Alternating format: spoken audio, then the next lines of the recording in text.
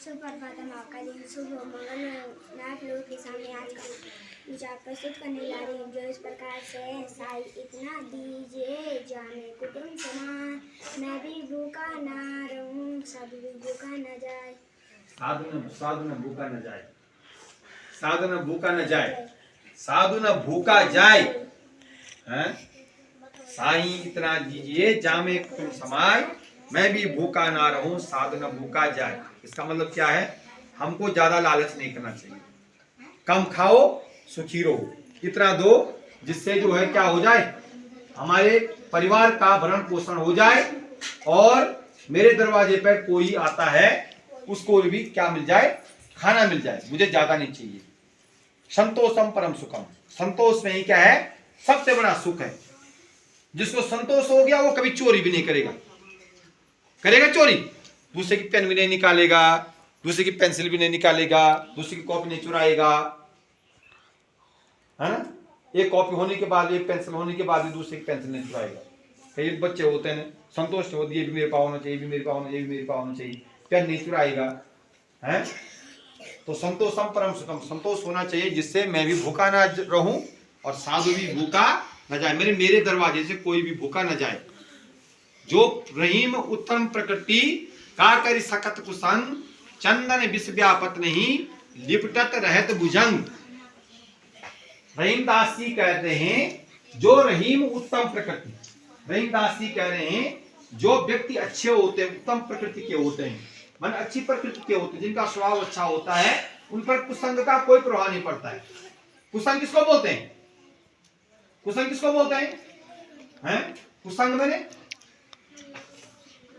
बुरा संग, क्या बुरा साथ, बुरा संग, उसको बोलो कुसंग। मैंने कोई गंदी बात बोल रहा है, गाली दे रहा है, बीड़ी पी रहा है, शराब पी रहा है, ये सब कुसंग में आते हैं। किस में आते हैं? कुसंग में आते हैं। तो कुसंग का प्रभाव किस पे पड़ता है? बोल, कुसंग का प्रभाव किस पे पड़ता है? हैं? जो किससे पड़ता है कुसंग का प्रभाव? जो उत्तम प्रकृति के नहीं होते हैं, जिनका स्वभाव अच्छा नहीं होता है, जिनका स्वभाव अच्छा नहीं होता है, उन पे कुसंग का प्रभाव पड़ता है। जिनका स्वभाव अच्छा होता है उन पे कुसंग का क्या नहीं पड़ता है, प्रभाव नहीं पड़ता है। दारू पी रहा कोई पीने दो, मुझे नहीं पीना है। सिगरेट पी रहा कोई पीने दो, मुझे नहीं पीना है। बीड़ी पी रहा कोई पीने दो, मुझे नहीं पीना है। बीड़ी पीना अच्छी आदत है? नहीं। बीड़ी से क्या होता है? स्वास्थ्य क्या होता है? खराब होता है। फेफड़े खराब हो जाते हैं, कैंसर जैसी बीमारियां हो जाती हैं, जीवन लीला समाप्त हो जाती है। दारू हो गया, बीड़ी हो गया, शराब हो गया, शराब और दारू एक ही चीज है ना? नशीली जितने भी चीजें हैं वो हमारे अंदर के जो ऑर्गन हैं, हार्ट है, किडनी है, लीवर है, पैंक्रियाज है, ये सब क्या खराब कर देता है? क्या कर देता है? फेफड़े खराब हो जाते हैं। इसलिए दारू भी नहीं पीना चाहिए, बीड़ी भी नहीं पीना चाहिए, और अन्य जो गुटखा है, खैनी है, वो भी नहीं खाना है। उससे मुंह का कैंसर होता है।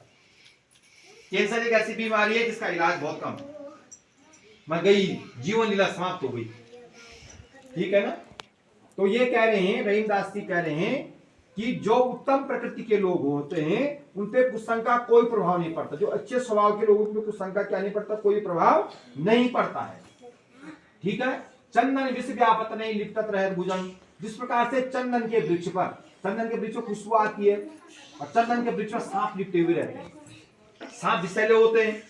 सांप कैसे होते हैं? विषैले। चंदन विष व्यापत नहीं लिपटत रहत भुजंग। चंदन के वृक्ष पर सांप लिपटे हुए रहते हैं, लेकिन तब भी जो है उस विष का प्रभाव चंदन के वृक्षों पर नहीं पड़ता है, चंदन पर नहीं पड़ता है। पड़ता है? नहीं पड़ता है, चंदन पर नहीं पड़ता है। चंदन पे जो उस विष का क्या नहीं पड़ता है, प्रभाव नहीं पड़ता है। तो उसी प्रकार से जो है, जो अच्छे स्वभाव के लोग होते हैं, जो अच्छे लोग होते हैं, जो गुणवान लोग होते हैं, उत्तम प्रकृति के जो लोग होते हैं, उन पर जो कुसंग का कोई प्रभाव नहीं पड़ता। वो किसी भी कुसंग में चले जाएं, लेकिन कभी भी उन पर उसका बुरा असर नहीं पड़ता है। समझ में आ गया? ठीक हो गया? नीचे लिखा हुआ है रंगोली महाराष्ट्र की प्रमुख लोक कला शैली है। हम रंगोली बनाते ना, ये रंगोली कहाँ की लोक कला शैली है? महाराष्ट्र की। कहाँ की है? महाराष्ट्र की।